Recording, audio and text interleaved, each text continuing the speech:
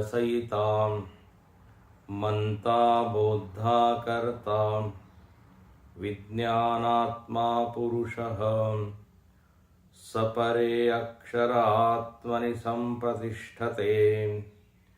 एष हि द्रष्टा स्पष्टा श्रोता घ्राता रसयितां मंता बोद्धा कर्ता विज्ञानात्मा पुरुषः सपरेक्षर आत्मनि संप्रतिष्ठते।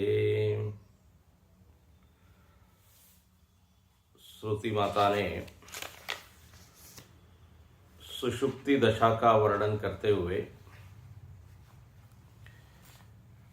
समूची सृष्टि का लय हो जाता है, इसका वर्णन यहाँ किया। समूची सृष्टि नाम रूपात्मक है।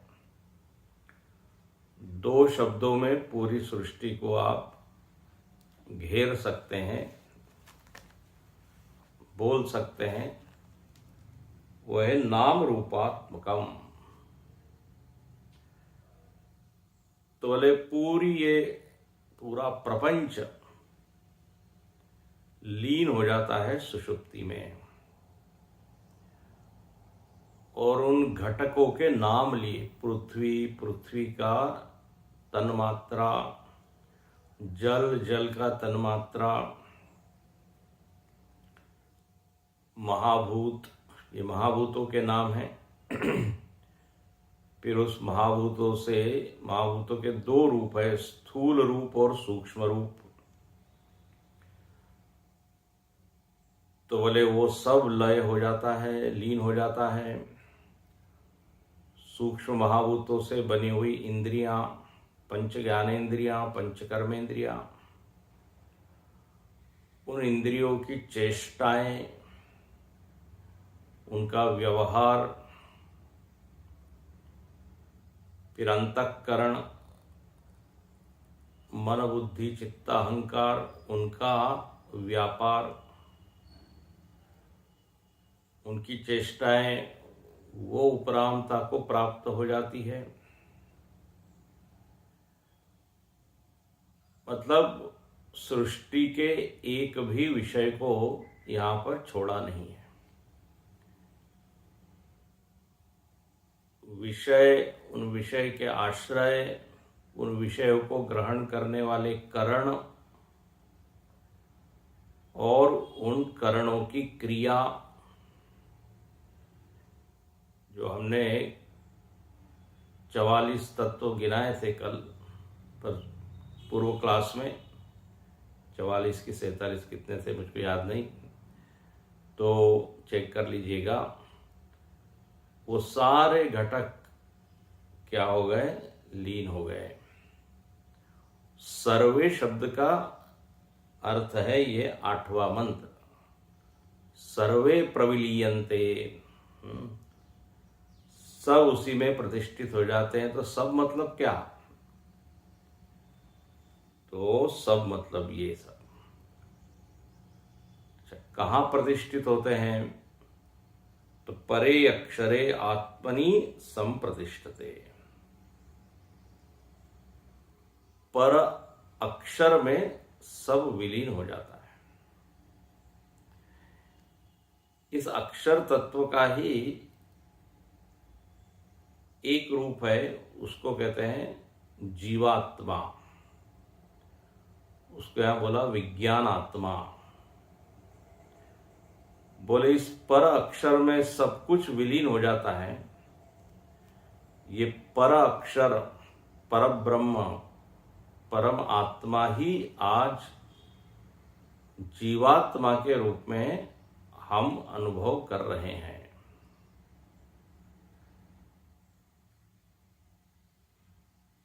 परमात्मा ही आज एक परिच्छिन्न सत्ता के रूप में भास रहा है, उपाधियों से घिरी हुई सत्ता, परिच्छिन्न सत्ता, उसी को कहते हैं जीवात्मा। और ये जीवात्मा के ही नाम है। यही जीवात्मा श्रोता, मनता, कर्ता, भोक्ता, ज्ञाता, स्पृष्टा, स्पर्श करने वाला, रस ग्रहण करने वाला, ऐसी अनेक संज्ञाओं को प्राप्त हो जाता है वो एक, लेकिन अनेक नामों से वो जाना जाता है। अच्छा, बोले इसमें ये अनेकता आई कैसे? तो यहाँ भाष्यकार कहते हैं कि ये एक आत्मा जीवात्मा बन गया, बना हुआ सा है। वास्तव में तो बना नहीं, क्योंकि आत्मा में कोई परिवर्तन होता नहीं, लेकिन आज आत्मा जीवात्मा के रूप में दिख रहा है, अनुभव में आ रहा है। किस तरह से? भाष्यकार उदाहरण देते हैं, जल सूर्य कादिवत।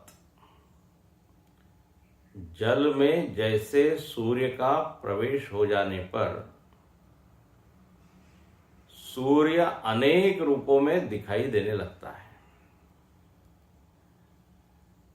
एक सूर्य अनेक बन गया, ऐसे ही एक आत्मा अनेक जीवों के रूप में भासने लगा।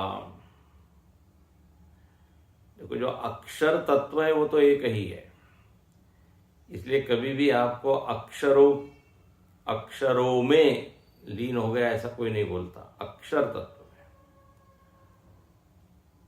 अक्षर का बहुवचन नहीं मिलेगा आपको, मतलब कई उपनिषद मंत्रों में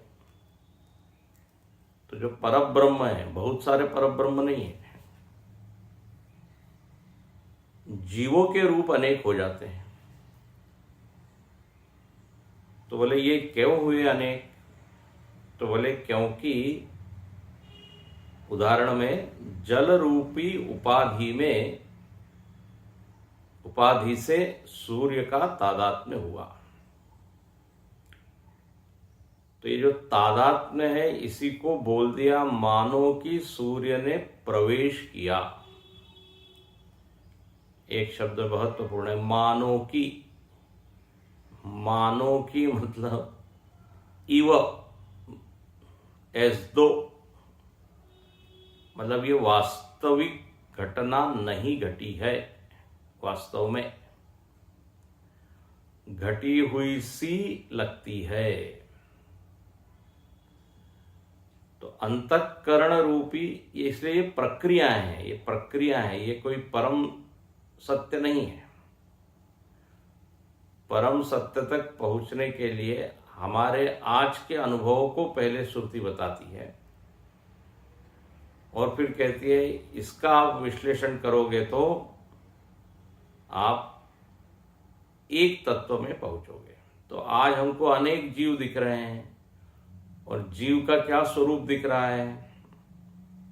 आज अपना स्वरूप क्या दिख रहा है कि मैं सुनने वाला हूं, मैं स्पर्श करने वाला हूं, रस ग्रहण करने वाला हूं, बोलने वाला हूं, चलने वाला हूं, ग्रहण करने वाला हूं। तो ये आज की स्थिति है। तो श्रुति कहती है पहले इसको जानो कि ये स्थिति क्यों बनी है। ये परम सत्य तो है नहीं। तो जहां हम खड़े हैं पहले उसको समझे, और जहां पहुंचना है उसका भी संकेत कर दिया, परे अक्षरे आत्मनि। लेकिन ये पर अक्षर ही आज हमको इन रूपों में दिख रहा है। क्यों? बोले क्योंकि अंतःकरण रूपी उपाधि से इस अक्षर तत्व का मानों की तादाद में हुआ। जैसे हम आईने के सामने खड़े होते हैं तो एक नई चीज दिखाई देने लगती है, उसका नाम है प्रतिबिंब। देखो, जब हम दर्पण के सामने खड़े हैं तो तीन चीज हो गई। मैं बाहर खड़ा हूं, फिर एक दर्पण है, और फिर दर्पणस्थ प्रतिबिंब है। अब दर्पण में प्रतिबिंब आया क्यों? बोले क्योंकि मैं दर्पण के आगे खड़ा हुआ। तो मानो कि मेरा तादात्म्य, मैं बार बार मानो कि बोल रहा हूं, वास्तव में हम उस दर्पण में घुसे नहीं है, प्रवेश हुआ नहीं है, लेकिन प्रवेश सा लगता है। जल सूर्य क, इसके भाष्यकार ने सूर्य क कहा है। उसका अर्थ हमने देखा था कि सूर्य क मतलब होता है मानो कि इव। तो वास्तव में अक्षर तत्व जीवात्मा बना नहीं है, लेकिन आज की ये हमारी, आज का जो धरातल है, हमारा धरातल सोचने का, समझने का, वो यही है कि मैं जीव हूं। तो फिर यही जीव अलग अलग रूप में दिख रहा है, दृष्टा श्रोता। अब अलग अलग इंद्रियों से ये मानो कि तादात्म्य कर लेता है। इसी को अहंकार भी कहते हैं, इसी को यहाँ विज्ञान आत्मा भी कहा है। विज्ञान आत्मा ही जब आंखों से तादात्म्य कर लेता है तो बन जाता है दृष्टा। मानो कि आंखों में आके बैठ गया, कान में आके बैठ गया, श्रोता बन गया। तो ये व्यावहारिक रूप है, ये पारमार्थिक रूप नहीं, व्यावहारिक रूप है। तो इसको कहते हैं प्रतिबिंबवाद। ये प्रक्रिया है। अब यह समझना क्या है कि ये प्रतिबिंब मैं नहीं हूं, बिंब मैं हूं, ये समझना है। और ये विचार से, विश्लेषण से ही ये समझ में आता है। क्योंकि कभी भी कोई आत्मा अंतःकरण में प्रवेश कर गया हो ऐसा तो होता नहीं है। आत्मा कोई ऐसी सीमित वस्तु नहीं है जो एक में, क्या कहते हैं, दूसरे में वो प्रवेश कर जाए, ऐसा तो है नहीं। तो इसलिए यहां इसको समझना चाहिए कि ये आज की सत्यता को देखते हुए ये बताया है। तो अंतःकरण जल के स्थान पे है और आत्मा सूर्य स्थानीय है और जीवात्मा प्रतिबिंब स्थानीय है। और इस प्रतिबिंब की ही सारी ये संज्ञाएं हो गई। अब देखिए, एक दूसरे ढंग से भी इसी बात को समझाया जाता है। उसको कहते हैं अवच्छेदवाद।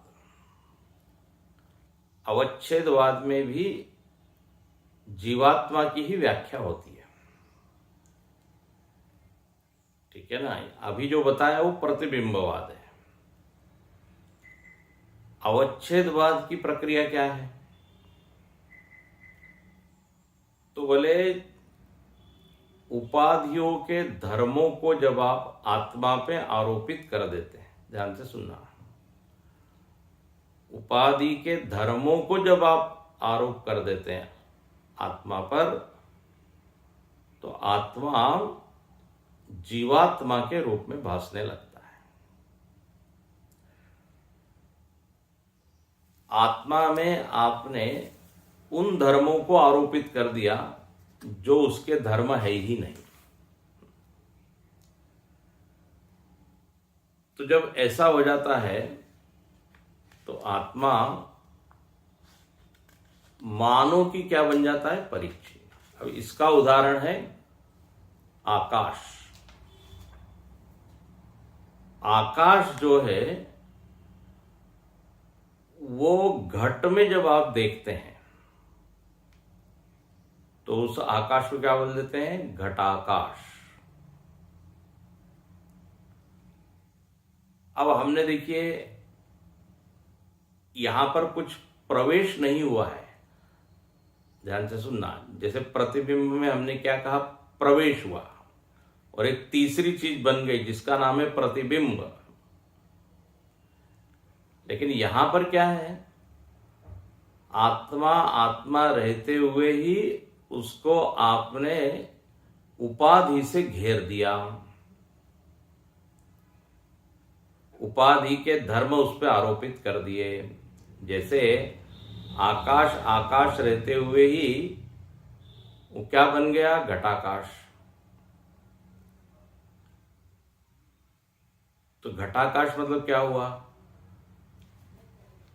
घट रूपी उपाधि को हमने आकाश पर आरोपित कर दिया। अब जो घट के धर्म है वो आकाश पर दिखने लगे, आकाश में दिखने लगे। आकाश मतलब स्पेस, अवकाश, खाली जगह। खाली जगह का तो कोई आकार नहीं था, आकाश का कोई आकार नहीं था, लेकिन अब वही आकाश गोलाकार हमको दिखने लगा। गोलाकार होना ये घट का धर्म है, घट की विशेषता है, घट का गुण है। उसका धर्मी कौन है? गोलाई का धर्मी मतलब जिसके धर्म है उसको कहते हैं धर्मी। तो सीमित कौन है? तो बोले घट सीमित है। गोल कौन है? तो घट सीमित है, घट है। टूटने वाला कौन है? तो बोले घट है। तो घट धर्मी है इन सब गुणों का। तो घट को यदि आप टूटने फूटने वाला बोले तो ठीक है, घट को आप गोल बोले तो ठीक है, घट को आकार वाला बोले तो ठीक है।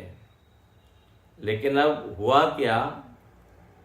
ये घटगत जितने धर्म थे ये हमने आकाश पर लाद दिए, आकाश पर आरोपित कर दिए। तो जो घटाकाश है, जो घट के अंदर आकाश है, उसको बोलने लगे ये गोल है, ये परिच्छिन्न है। घट टूटा तो क्या लगता है? घटाकाश भी टूट गया। समझ में आ रहा है ना? तो इसको कहते हैं धर्माध्यास। एक वस्तु है, उसके धर्म दूसरे पर आरोपित कर देना। उस वस्तु के धर्म उस वस्तु में न देख के दूसरे पे आरोपित कर दिए। ठीक है, घट में हजारों धर्म हैं, घट में रखिए ना वो, लेकिन उसको हम घटाकाश में देखने लगे। आकाश को बोल दिया कि वो सीमित हो गया, आकाश को बोलने लगे हम टूट गया। आकाश नहीं रहा, घट टूट गया तो घट के अंदर की काली जगह भी खत्म हो गई। ठीक है, तो ये क्या है? ये अवच्छेदवाद का उदाहरण है। अब घट के जगह आप इंद्रिय और मन को रखिए, अंतःकरण को रखिए। अब दर्शन क्रिया का जो धर्मी है वो कौन है? वास्तव में नेत्र। नेत्र का धर्म है देखना। दर्शन क्रिया नेत्र कर रहा है, लेकिन अब उस दर्शन क्रिया का आरोप आत्मा पे कर दिया। तो अब मैं कौन बन गया? मैं देखने वाला। श्रवण क्रिया का आरोप कर दिया हमने आत्मा पर, तो अहम श्रोता, फिर अहम स्प्रष्टा, अहम रसयिता। तो इसको क्या बोलेंगे? धर्माध्यास। इंद्रियों के धर्मों को या अंतःकरण या एक शब्द दे उपाधि, उनके धर्मों को आत्मा पर डाल दिया। अब ये जो आत्मा है, इन धर्मों से ग्रस्त आत्मा, इसको बोलेंगे सोपाधिक आत्मा। उपहित आत्मा, एक शब्द क्या था? उपहित, conditioned by all this conditionings, उपाधियों से जो प्रभावित होता हुआ दिखता है। मतलब अब आत्मा के तो नाम, श्रोता, मनता, गंता कुछ है नहीं, लेकिन अब उपाधि के धर्म उस पर रख दिए तो वो तत्त रूप वाला दिखने लगा। ये जो अध्यास शब्द है ना, इसमें दो तरह से इसकी व्याख्या होती है।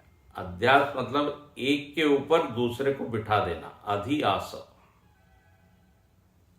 तो आत्मा के ऊपर ये सारे उपाधियों को बिठा दिया, तो तत्त उपाधि वाला वो हो गया।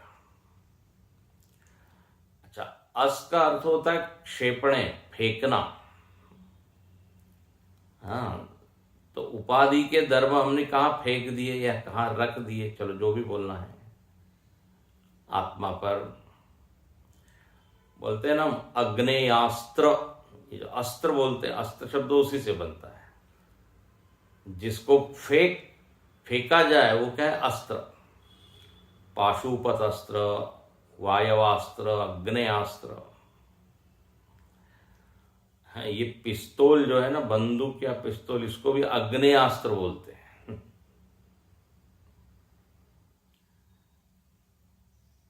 तो जिसके धर्म है उसको न देखकर, उसका जो धर्मी है उसको न देखकर दूसरे को ही आपने धर्मी बना दिया, आत्मा को बना दिया धर्मी।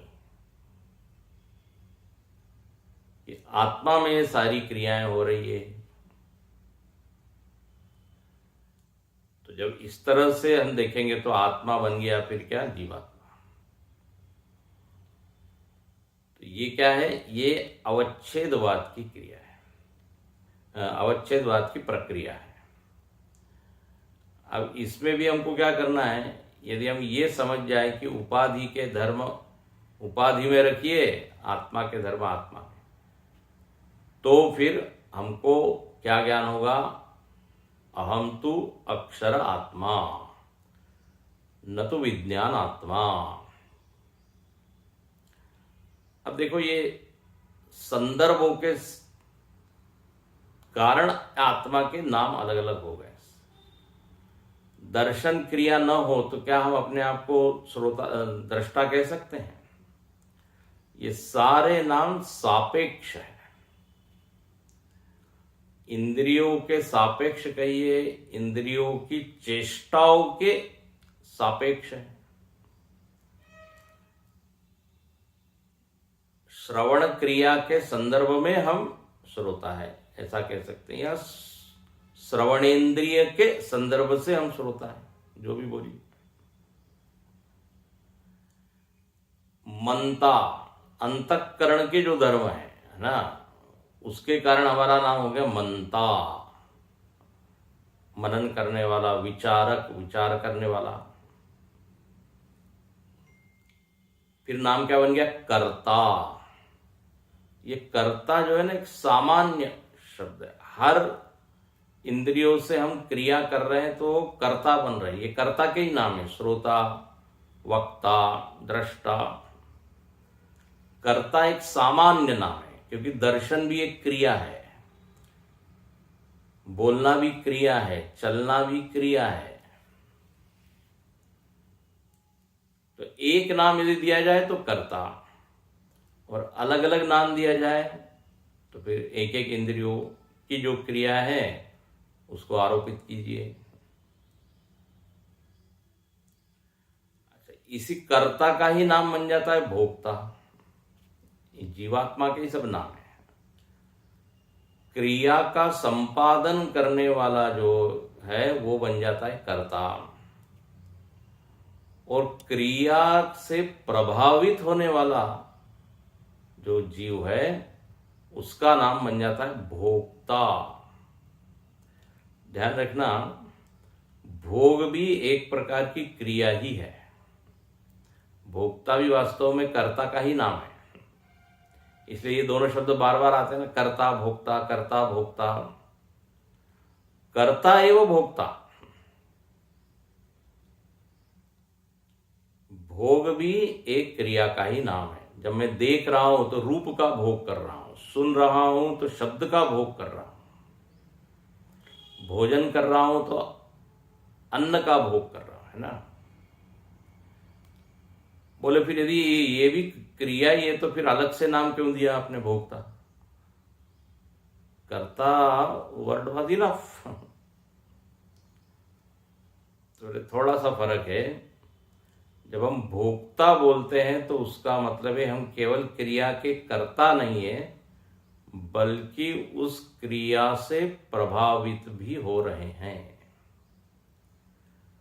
जब क्रिया से प्रभावित हो जाते हैं तो हम केवल कर्ता नहीं रहते, हम बन जाते हैं भोक्ता। और उसी भोक्ता का नाम बन जाता है अहम सुखी अहम दुखी। पापात्मा और पुण्यात्मा ये कर्ता के नाम हो गए, ठीक है, क्योंकि पाप पुण्य क्रिया है।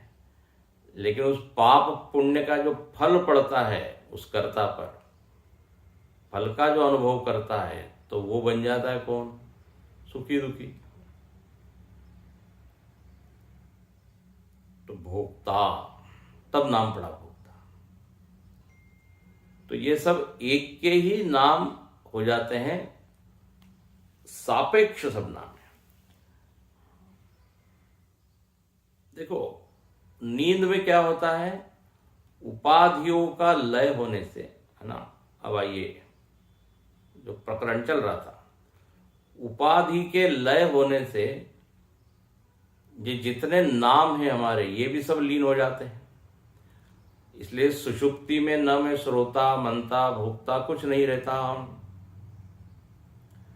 क्योंकि ये सब उपाधि सापेक्ष है। उपाधि का लय होने पे ये नाम वहां दिखते नहीं। लेकिन इसका मतलब ये नहीं है कि जीवात्मा का ही क्या हो गया, जीवात्मा का नाश हो गया, नहीं। जो औपाधिक रूप था उसका नाश हुआ, जो अभिमानी रूप था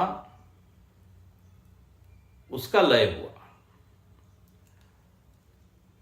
अस्तित्व का नाश नहीं हुआ, आत्मा का नाश नहीं हुआ, कि आत्मा में ये जीव भाव जो है वो क्या हो गया, विलीन हो गया। क्योंकि जीव भाव आया कहां से था, जीव भाव का जिम्मेदार कौन था, उपाधियां। जैसे प्रतिबिंबवाद में जल यदि नहीं रहा तो फिर प्रतिबिंब का भी दर्शन नहीं होता। हम भाष्यकार ने बोला था ना, जल आधार है, उसका शोष हो जाए तो वो प्रतिबिंब दिखना नहीं होता। यहां पर उपाधि का लय हो गया, उपरामता को प्राप्त हो गई, तो फिर ये जीव भाव भी वहां अनुभव में आता नहीं। बोले कहां लीन होता है, तो बोले परे अक्षरे आत्मनि। तो इस तरह से ये दो वाद हो गए, है ना। इसको वाद मतलब झगड़ा नहीं है, वाद मतलब बोलने की का तरीका। जीव भाव की व्याख्या करने के लिए ये दो प्रक्रिया हो गई। दोनों में उदाहरण अलग है, एक में जल और सूर्य है, दूसरे में घट और आकाश है।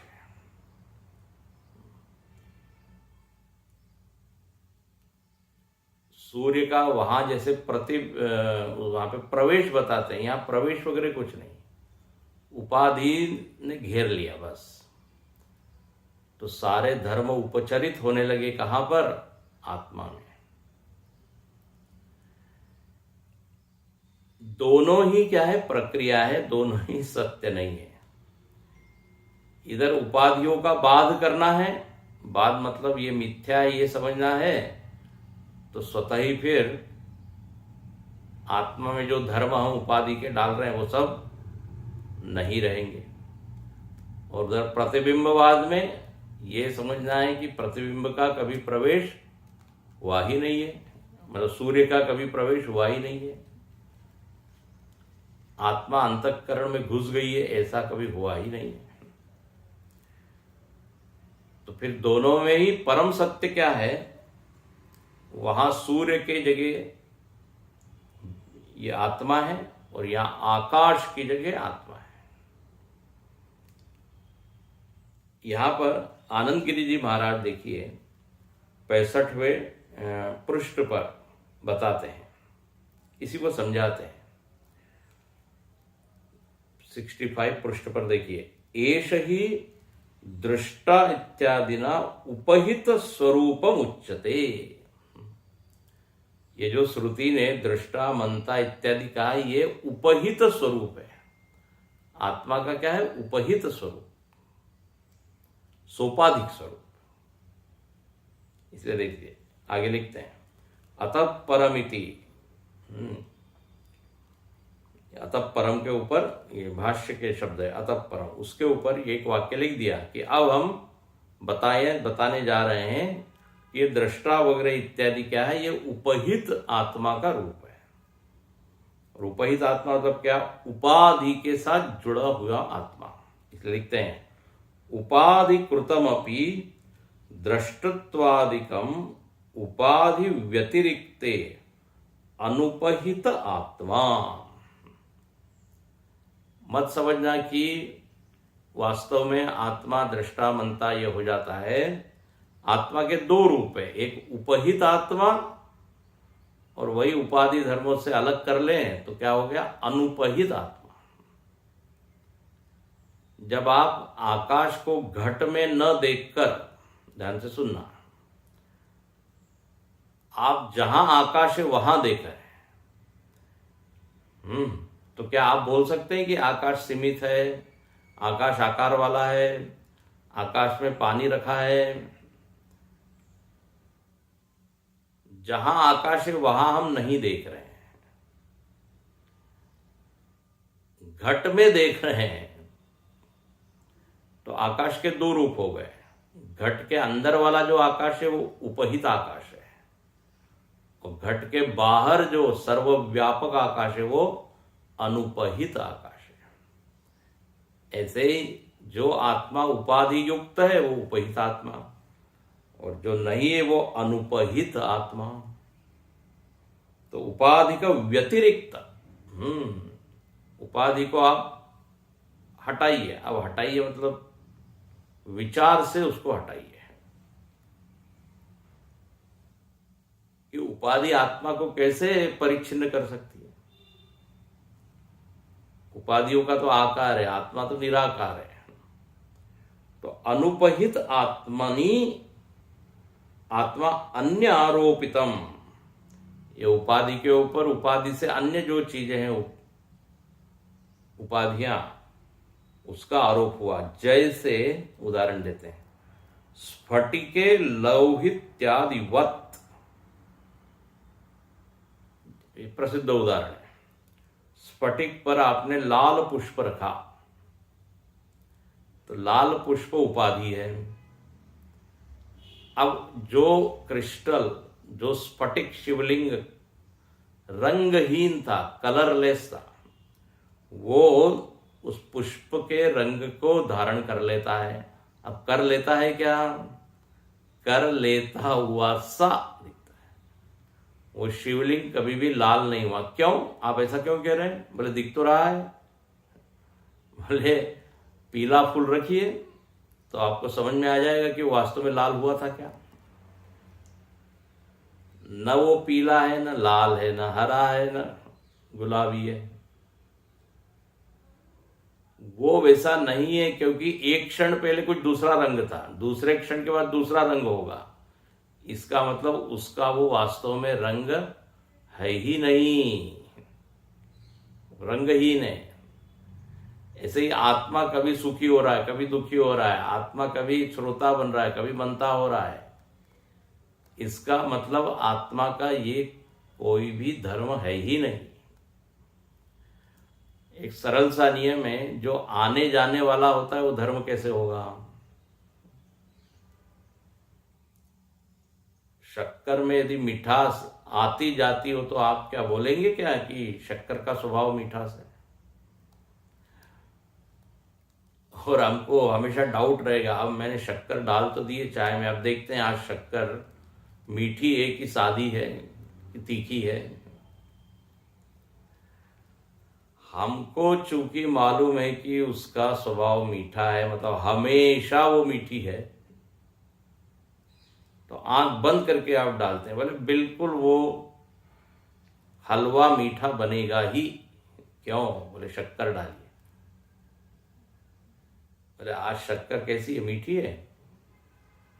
अरे आज क्या, आज भी, कल भी, परसों भी मीठी रही। उसमें कोई आगंतुक धर्म नहीं है, वो आया हुआ नहीं है। तो आत्मा में ये जो लाल पीला नीला ये सब आगंतुक धर्म है, फूलों के कारण। जैसे उदाहरण में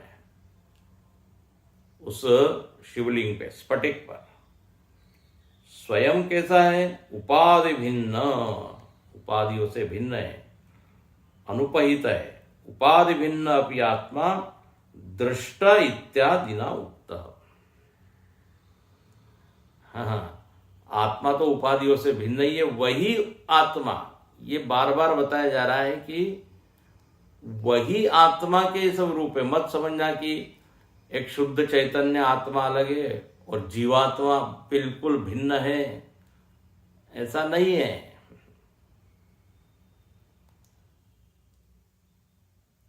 आत्मा ही जीवात्मा के रूप में दिख रहा है। जो रंगहीन स्फटिक है वही रंग वाला दिख रहा है, दो थोड़ी कोई स्फटिक है। बिंब ही प्रतिबिंब के रूप में, प्रतिबिंबवाद के उदाहरण के अनुसार आकाश ही घटाकाश है। तो इसी तरह ये परे क्षरे जो बताया है परात्मना, वही पुरुष है, वही ये जीवात्मा है, वही कर्ता भोक्ता के रूप में दिख रहा है। और सुषुप्ति में क्या होता है? इनका सबका लय हो जाता है, क्योंकि उपाधि नहीं रही तो उपाधि में दिखने वाले जितने ये नाम है वो भी फिर नहीं रहे। तो ये यहां पर लय स्थान बता दिया। क्या क्या लय हो जाता है ये बताया है 8वें मंत्र में, पिछले मंत्र में देखा। हाँ, लय होने वाली चीजें। और 9वें मंत्र में लय स्थान बताया। ठीक है। और बीच में एक चीज बताई, जीवात्मा। ये जितनी चीजें हैं, सारे घटक, उनसे जब आत्मा का तादात्म्य कहिए या धर्माध्यास कहिए, उस कारण से एक एंटिटी हमको दिखती है, जीवात्मा। लेकिन वो वास्तविक है नहीं। वास्तविक जो है वो आप देखिए कि क्या रह जाता है, शेष क्या रहता है। इसलिए उपदेश सार में रमण महर्षि कहते हैं, अहम लीन के प्यलय सत्तया। अहम के लीन हो जाने पर एक सत्ता रह जाती है। वो कौन सी सत्ता है? आत्म सत्ता। वो अलय है, अलय। आत्मा का और कहीं नहीं लय होता, आत्मा में सब लीन हो जाता है। बड़ा अच्छा नाम दिया, अलय सत्य। ये सुषुप्ति में देखिए रह जाती है। इसलिए प्रश्न पूछा था कि कौन सो जाते हैं, कौन रह जाता है, कौन जागता है। अब एक आपको थोड़ी सी अलग सी बात, अलग सी बात मतलब विचार करें तो ये प्रश्न आता है। सुषुप्ति में यहां पर कहा कि सब कुछ लीन हो जाता है, ठीक है। अब इसमें बताया कि पृथ्वी, जल, अग्नि, ये सब भी लीन हो जाता है। अब जब आप अपने सुषुप्ति पर विचार करते हैं, ध्यान से इसको जरा देखना, तो हम ये तो समझ पाते हैं क्या कि इंद्रियां लीन हो गई, मन लीन हो गया। लेकिन कोई ये समझ पाता है क्या कि पृथ्वी लीन हो गई, सृष्टि लीन हो गई? चलो पृथ्वी और सृष्टि की बात छोड़िए, शरीर लीन हो गया। ध्यान से सुनना, एक प्रश्न है। शरीर के लय को हम मानते हैं क्या? सुषुप्ति में इंद्रिय का लय हो गया, मन का लय हो गया, बुद्धि का लय हो गया, ये सब मान लेते हैं। लेकिन शरीर, अच्छा मजेदार बात ये है, शरीर स्थूल है तो स्थूल का लय तो सूक्ष्म में होता है। तो होना तो क्या चाहिए, अनुभव हमको शरीर का लय हो गया किसमें, मन बुद्धि में, और फिर मन का लय हुआ आत्मा में। हमको क्या लगता है, नहीं शरीर तो पड़ा हुआ है, शरीर का थोड़ी लय हुआ है। प्रश्न समझ में आ रहा है? तो फिर कैसे कहेंगे कि सब कुछ लय हो गया? तो ये व्यष्टि में ये समस्या आती है, शरीर का लय मानना कठिन है। ऐसे ही पृथ्वी का लय हो गया, शरीर का ही समसत्ता क्या है, जिसपे आप सो रहे हैं, पलंग, कमरा और पूरा पूरा प्रपंच, ये सब लीन हो गया, ये मान पाते हैं आप? हम क्या समझते हैं, हम सो रहे हैं, पृथ्वी, जल, आकाश, दुनिया तो वैसी ही है।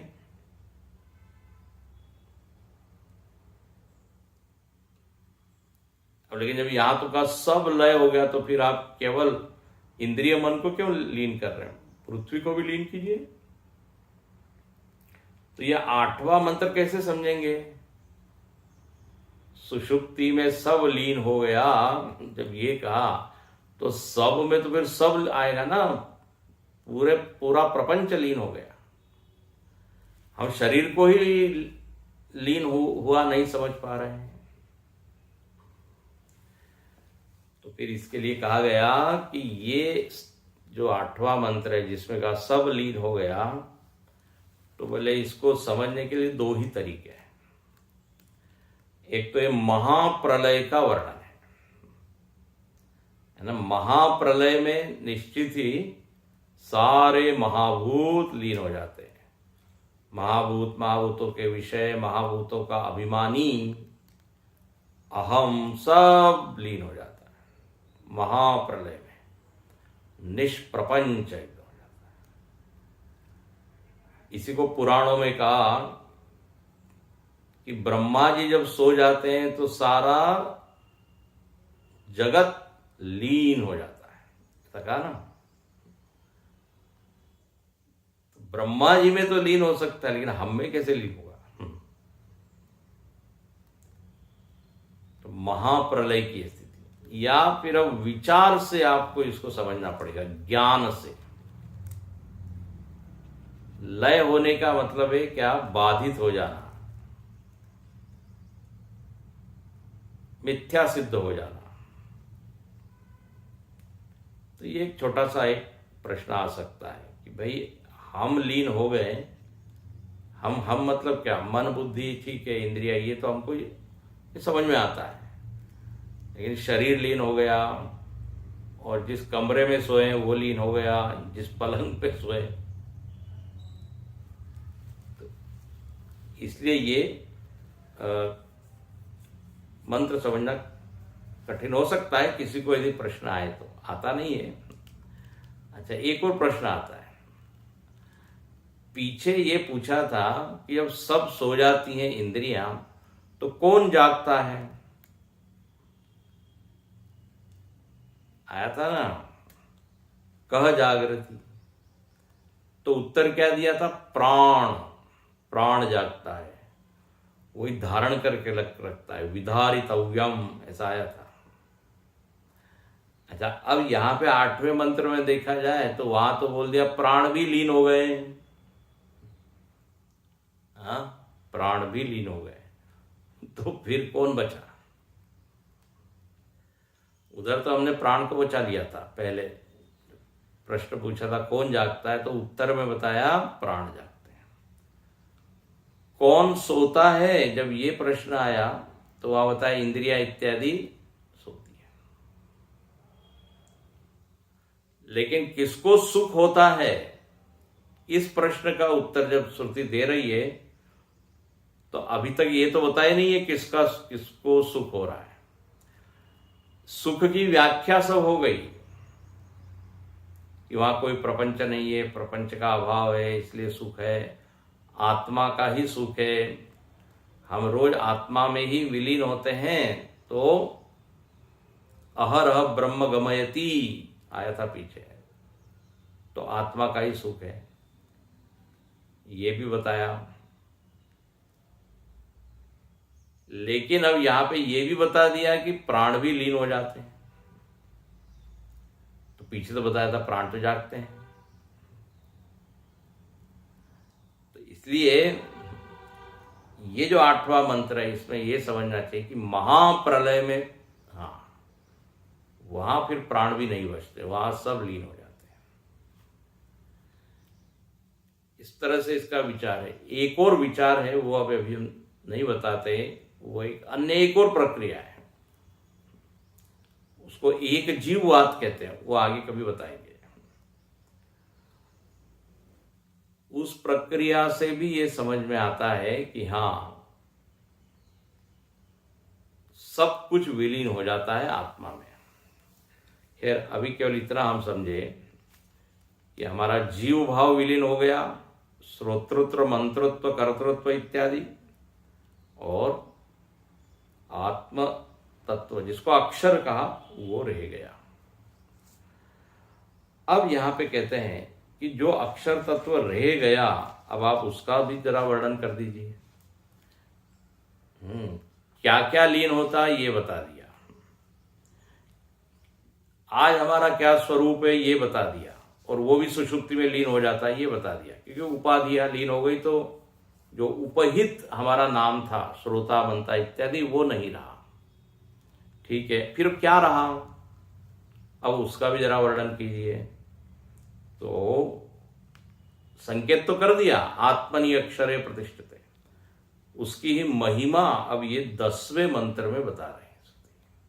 देखो इसको पढ़ते हैं। परमेवाक्षरं प्रतिपद्यते सयो हवै तच्छायमशरीरमलोहितं शुभ्रमक्षरं वेदयते यस्तु सौम्यं स सर्वज्ञः सर्वो भवति तदेष श्लोकः।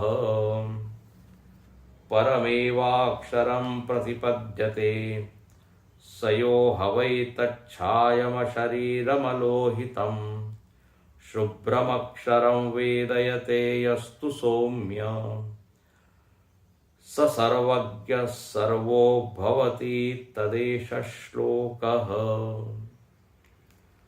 भाष्यकार एक पंक्ति लिख देते हैं, तद एकत्वविदः फलमाह। जो उस एक आत्मा को, शुद्ध आत्मा को, जो कि निष्प्रपंच है, जो कि अलय है, जिसके ही उपाधि के संदर्भ में नाम हुए दृष्टा, श्रोता इत्यादि, जो प्रतिबिंब के समान दिखता है, उसका जो असली रूप है वो यदि कोई ठीक ठीक जान ले, उसको एकत्व विदा, तो उसको क्या फल मिलता है वो यहां श्रुति बता रही है। पहले तो बता रही है कि वो एक तत्व क्या है, और फिर बता रहे हैं कि उस एक तत्व का फल क्या है, जानने का फल क्या है। तो यहां लिखते हैं, परमेव अक्षरम प्रतिपद्यते सह यह, जो कोई मतलब whoever he may be, वो कोई भी, अब वो पुरुष है, स्त्री है, युवा है, वृद्ध है, ब्राह्मण है, क्षत्रिय, ये कुछ नहीं बताया, सर्वनाम है। जो भी वह अधिकारी पुरुष, इसको क्या बोलेंगे, अधिकारी, योग्य जो साधक है, जो इसको जानता है, इस अक्षर तत्व को। अच्छा, किस रूप में जानता है अक्षर तत्व को? मनमाने ढंग से नहीं जानता। उसका स्वरूप क्या है, जानने का स्वरूप क्या है, किस तरह से वो जाने, तो ये वर्णन यहां पर है कि जो उस आत्मा को अच्छायम, तद अच्छायम, तत् के बाद हलंत है, वो हलंत के से अ जुड़ गया तो बन गया तच्छायम। ब्रेक करेंगे, उसको तोड़ेंगे तो तद अछायम, मतलब जिसमें कोई छाया नहीं है। छाया कैसी होती है? काली होती है। काला किसका रंग है? बोले तमोगुण का। तो जहां कोई तमोगुण नहीं है, वो स्वरूप है। जड़ता नहीं है, अंधकार नहीं है। तद अछायम अशरीरम, कल देखेंगे इसको। अशरीर है, वो शरीर ही नहीं है। अलोहितम, लाल रंग का नहीं है। अलोहितम, लाल रंग का खून तो है लेकिन आत्मा लाल रंग का नहीं। और यहां लाल रंग नहीं है, इससे सारे रंग ले लीजिए, सारे वर्ण। शुभ्रम, वो स्वच्छ है, कोई उसमें वर्ण रंग कुछ नहीं है, दोष नहीं है, अशुद्धि नहीं है। शुभ्रम अक्षरम, अक्षर नक्षरति, काल के चलते, देश के चलते जिसका नाश नहीं होता। देश काल में जो एक सा बना रहता है, अखंड, बोले वो अक्षर वेदयते यह तू सौम्य। हे सौम्य, जो इस रूप में इस अक्षर तत्व को जानता है, जितने ये अभी लक्षण बताए, तो क्या होता है? फल सुनिए। स सर्वज्ञ सर्वो भवति, वह सर्व हो जाता है और सर्वज्ञ हो जाता है। अब उसको जानने के लिए कुछ भी शेष रहा नहीं। जो जानने वाली चीज थी वो उसने जान ली। और क्या सुंदर लिखा है, सर्व भवति, वो सर्व हो जाता है। मतलब जो चीज सर्व बनी हुई है, उस सर्व से वो उसमें प्रतिष्ठित हो जाता है। तो वो फिर अब अल्प नहीं रहा, परिच्छिन्न अस्तित्व उसका नहीं रहा, अपने आप को सीमित सत्ता वाला नहीं मानता। अरे अहम तो सर्व है, अब वहां अहम बोलना भी ठीक नहीं, सर्वभवती, क्योंकि अहम बोलने से फिर परिच्छिन्नता आ जाती है। तो यहां लिखते हैं सर्वभवती, ये फल हो गया। तदेश श्लोक, और इसी के संदर्भ में ये जो बताया, इसी के संदर्भ में अगला श्लोक भी है। श्रुति ही उद्धरित करती है कि ये जो फल है, ये फल अन्य श्रुति में भी बताया है। तो कल इसको अच्छे से देखेंगे कि यहाँ पर अच्छाय मतलब क्या, अशरीरम मतलब क्या, अलोहितम मतलब क्या। ओम पूर्णमद पूर्णमिदं